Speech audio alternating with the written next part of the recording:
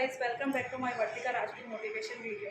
आज आप लोगों के लिए एक ऐसी वीडियो लेकर कर आई हूँ जिसमें आप लोगों को कुछ ना कुछ मोटिवेट होने के लिए ज़रूर आपकी लाइफ में सहायता करेगा। जो भी मैं अगर इसमें वीडियो में आपके लिए जो मोटिवेशन के लिए डाल रही हूँ, हमारे देश के अंदर, हमारे भारत देश के अंदर आज भी लड़कियों को बाहर मतलब ज़्यादा पढ़ाने के लिए आज भी रोक पाबंदी रहती है कि लड़की कहाँ जा रही है, क्या कर रही है, यहाँ क्यों जा रही है, वहाँ क्यों जा रही है।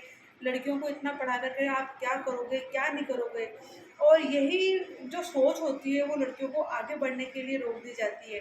आप सोचते होंगे कि मैं अपनी वीडियो के अंदर महिलाओं के लिए ही वीडियो क्यों लेकर आती हूँ, मैं आदमियों की भी वीडियो लेकर कर आती हूँ, पर महिलाओं के लिए इसलिए लेकर के जाती हूँ कि आज भी हमारे देश के किसी न किसी कोने में, किसी न किसी गाँव में, किसी न किसी शहर में आज भी लड़कियों को आगे बढ़ने के लिए रोक दिया जाता है कि ये इतनी पढ़ के क्या करेगी, आगे जाकर के इनको झाड़ू पोछा ही तो करना है, घर ही तो संभालना है। बस ये बोल करके एक तो लड़कियां जो आगे बढ़ना चाहती है उनकी सोच इस तरीके से पलट दी जाती है। अगर माँ बाप फिर भी अगर राजी होते हैं तो रिश्तेदार और समाज के लोग ऐसी संभावना उनके दिमाग में लिया लेकर कर आ जाता है कि क्यों इतना लड़कियों के पीछे पैसा लगाना, क्यों उनकी पढ़ाई के लिए इतना पैसा लगाना। ऐसा बोल करके उनकी जो सोच होती है वो बदल दी जाती है। यही आज हमारे भारत देश के अंदर कई गाँवों में आज भी होता है। फिर माँ बाप भी वहाँ जाकर कर अटक जाते हैं कि सोचते सही तो कह रहे हैं कि लड़कियों को आगे जाकर के हमको शादी करनी है और आगे जाकर के हम लोगों को क्या करना है, उनको झाड़ू पोछा ही तो करना है। हम ऐसे परिवार में देंगे जहाँ पर लड़कियों को कमाने आगे की मतलब फ्यूचर की कोई टेंशन नहीं हो। हर माँ बाप ऐसे सोचते हैं, पर उनको ये चीज़ सोचनी चाहिए कि वक्त हमेशा एक जैसा नहीं होता है। माँ बाप तो परिवार वगैरह सब कुछ देख करके, अच्छा देख करके ही एक बेटी को वहाँ पर देते हैं, पर ये थोड़ी पता है कि नसीब आगे क्या रंग दिलका है, क्या हर समय एक जैसा नहीं होता। कि जैसे मैंने आप लोगों को बताया है, तो हम हमारी बेटियों को इस तरीके से मतलब सक्षम करके ही भेजें ना, अगर कल ना अगर कुछ मुसीबत आती है, कुछ आती है, तो वो बेटियां हैं उस चीज़ का सामना कर सके, आगे बढ़ सके, इतनी अपनी मतलब विल पावर वो रखे।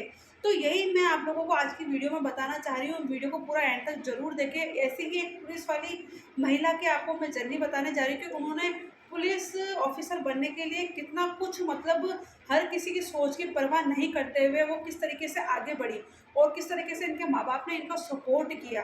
तो वीडियो को पूरा जरूर देखें। ऐसे ही मैं पटना में रहने वाली एक लड़की की, आपको पूजा नाम की लड़की की कहानी, सच्ची जर्नी आप लोगों को मेरी वीडियो में बताने जा रही हूँ। पूजा थी, पूजा के जो पिताजी थे उनके पास ना बहुत ही अच्छी दुकान थी, मतलब जो आप बोल सकते हैं मतलब उनके लिए बहुत अच्छी थी। और जिनकी अच्छी कमाई हो उनके लिए तो दुकान अच्छी ही होगी। चक्की की, आटे की थी, उसमें और भी वो कई परचूनी सामान रखा करते थे। और जो पूजा थी, पूजा चौथे नंबर की अपनी माँ की बेटी थी। पहले भी 3 बेटियाँ थी और बेटी मतलब इन चक्करों में उनकी मम्मी की अगर आपको मैं आप लास्ट तक बताऊँगी, कम से कम ये 8 भाई, 8 मतलब 7 बहनें और 1 भाई हुआ लास्ट में। बट जो पूजा थी वो चौथे नंबर की थी और पटना के छोटे से गाँव में बिलॉन्ग करती थी। पूजा एक मतलब इतना कुछ नहीं जानती थी, पर उनके जो पिताजी है वो मतलब लोगों की परवाह नहीं करते थे। समाज की, कि समाज में क्या कोई कुछ बोल रहा है उसकी वो परवाह बिल्कुल भी नहीं किया करते थे। पूजा पढ़ने के लिए जाया करती थी तो वहीं उसके जो आप चचेरे चाचा बोल सकते हो उनको, जब पूजा पढ़ने के लिए जाया करती थी तो उसके जो चाचा थे वो उससे रास्ते में बैग ले लेते थे स्कूल का और उसको चराने के लिए भेज देते थे, गाय भैंस वगैरह। पूजा को बोलते थे अगर तू घर पे ये बात बोलेगी तो फिर देखना मुझसे बुरा कोई नहीं होगा। पूजा थोड़े से दिन तक तो ऐसे डरी रही, पर वो सोचे मैं कब तक ये चीज़ छुपाऊंगी। एक दिन आकर के वो अपनी मम्मी को बोलती है कि मम्मी आप तो मुझे स्कूल का बैग लेके यहाँ से भेज देते हो, पर वहाँ पर आगे मुझे जो चाचा है वो मुझसे स्कूल का बैग ले लेते हैं और मुझे गाय भैंस चराने के लिए वहाँ से वो भेज देते हैं। तो पूजा की मम्मी को इतना गुस्सा आता है और वो जाकर के अपने पूजा के चाचा को जाकर के लड़ती है और बोलती है कि मतलब है ना, ये बोलती है कि तुम मेरी बेटी जब पढ़ने आती तो मेरी बेटी को गाय भैंस चराने के लिए क्यों भेज देते हो, मैं अपनी बेटी को स्कूल भेजती हूँ। तो उसके वो बोलते हैं, देवर ही बोल सकते हो, बोलते हैं कि तू बेटी को पढ़ा के क्या कर लेगी, तुझे बेटी को पढ़ाना क्या ज़रूरी है, आगे जाकर के तो क्या करना है, चूल्हा चौका ही तो करना है, पढ़ाने से क्या मतलब है, फालतू में फीस देगी, करेगी, स्कूल की कॉपियाँ किताबें लाएगी, इसमें खर्चा करेगी, इससे जो तो तू पैसा बचा कर रख, आगे दहेज में काम आएगा। तब पूजा की मम्मी को ये बात बिल्कुल भी अच्छी नहीं लगती है। हालांकि पूजा की मम्मी पढ़ी लिखी नहीं थी, पर वो अपनी बेटियों को पढ़ाना चाहती थी। चाहे बड़े से उसके 3-4 बेटियां ऊपर, वो अपने बच्चे सोचते थे कि मैं मेरी बेटियों को इतना सक्षम करूं कि जो चीज़ मैंने झेली है वो मेरी बेटियां ना झेले।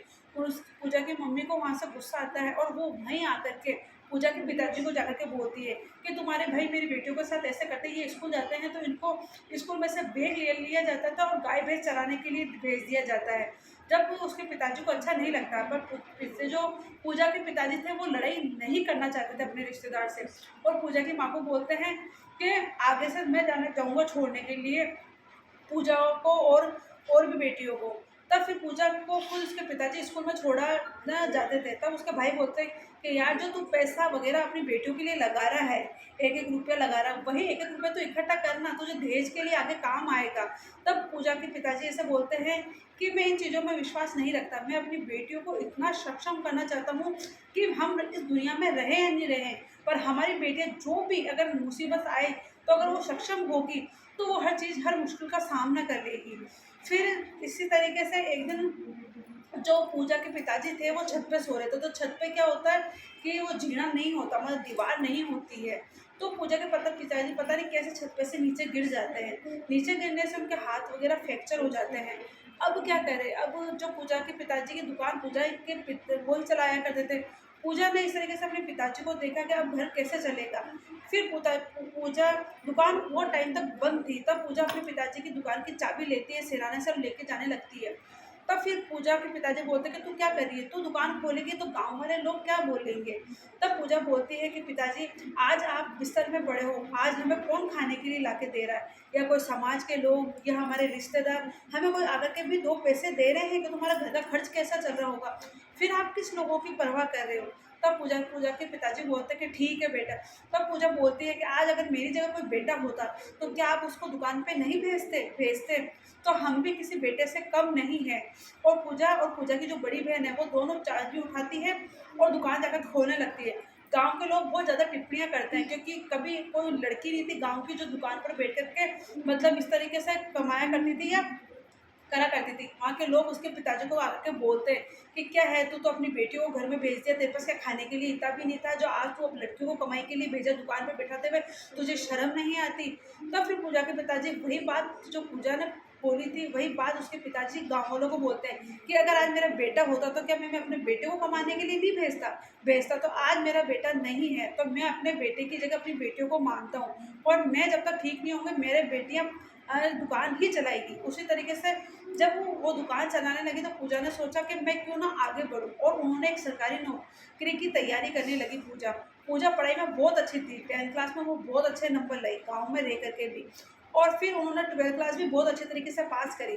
हालांकि पूजा के पिताजी को इतनी जानकारी नहीं थी कि पुलिस की तैयारी किस तरीके से करी जाती है, किस तरीके से नहीं करी जाती है, पर पूजा ने कैसे भी मतलब जान करके ऐसे भी कर पुरा करके पूजा ने पुलिस में जो जो मतलब फॉर्म वगैरह भरा जाता है उसकी वो तैयारी करती है।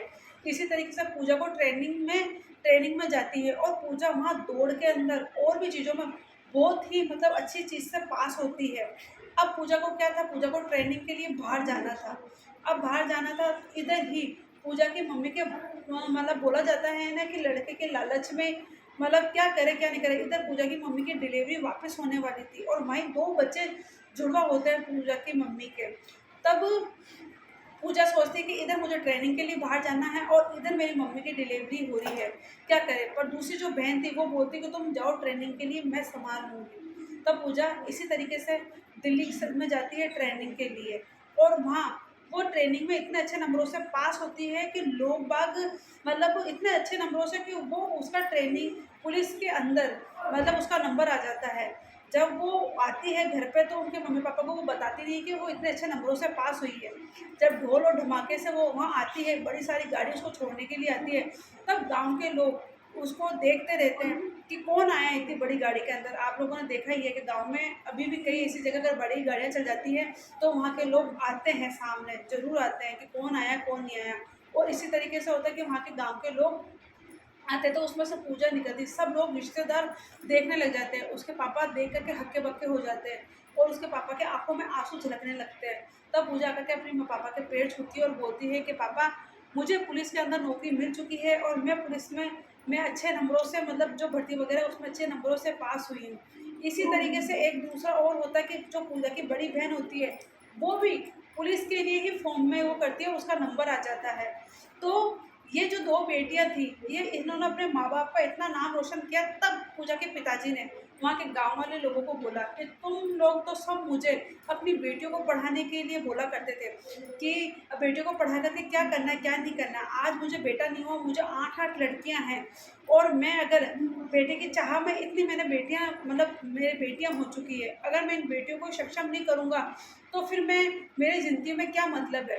और पूजा की सबसे बड़ी पूजा की माँ का सपोर्ट था, क्योंकि पूजा की माँ हमेशा ये सोचती थी कि मैं पढ़ी लिखी नहीं हूँ, पर मेरे बच्चे पढ़े लिखे होने चाहिए, मेरी बेटियां पढ़ी लिखी होनी चाहिए, ये खुद आत्मनिर्भर होनी चाहिए, इनको किसी की कोई ज़रूरत नहीं होनी चाहिए कि ज़िंदगी में कितनी भी मुश्किल आ जाए पर हमारी जो बेटियां हैं ये इसी तरीके से खड़ी रहे। तो इन 2 बेटियों की सरकारी नौकरी लगती है। फिर पूजा की माँ की तबीयत थोड़े टाइम बाद में ख़राब होती है और पूजा की माँ की डेथ हो जाती है।